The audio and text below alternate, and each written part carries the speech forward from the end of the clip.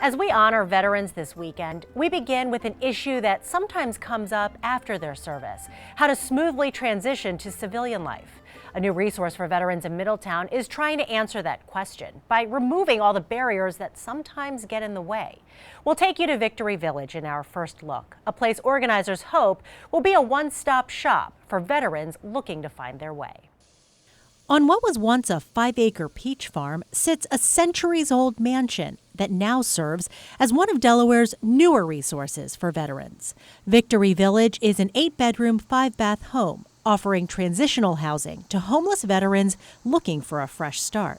We're creating an environment here that supports people being motivated. Nick Colazzo is running things. He's the executive director of the National Veterans Assistance Coalition, the nonprofit behind Victory Village. The facility on Port Penn Road can house 24 male veterans in the dorm for 2 years max. This is what the rooms look like. There are 4 beds to a room. Every veteran gets their own locker that locks. And everyone who comes here and stays here gets one of these goodie bags full of toiletries. For now, Marine Joe Lewis is the only person living here. He heard about Victory Village from a pastor at the Sunday Breakfast Mission in Wilmington, where he'd been staying for the past 3 years. I've lived in cars, I've lived in vans, I've really been down and out. 9 times out of 10, when you're homeless, people don't even see you. It's almost as if you're invisible. The Homeless Planning Council of Delaware's 2016 point-in-time one-night count of the homeless found of the more than 1,000 people experiencing homelessness in the state, 107 of them identified as military. That's 10%. When you can't get a job because you're homeless, it's even worse. So for Victory Village, to give a homeless veteran a place to stay and be able to go out and get a job and to make themselves better, thumbs up.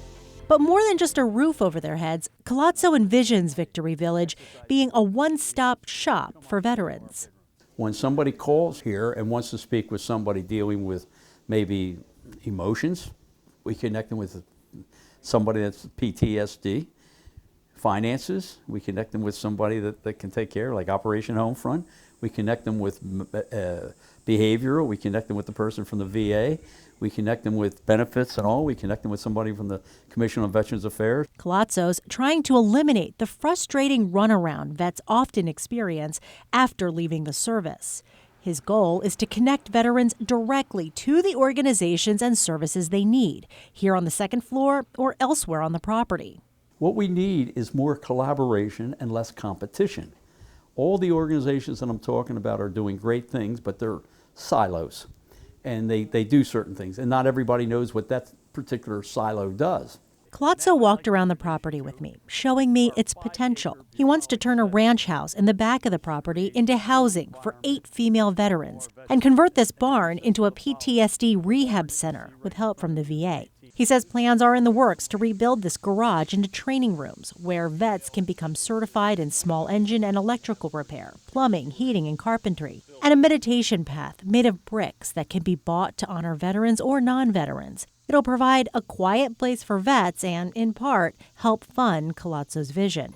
Chores come with the stay here, but Lewis says he likes to keep busy. I've got the pool that I deal with. I've got this 5 acres of land to take care of when I can stay up. Lewis works overnights at a printing press and is applying for a second job so he can start saving money to get a place of his own. There's veterans out there that went in young like myself, came back after 10, 15 years and know nothing else but the military, and they need something. This will help.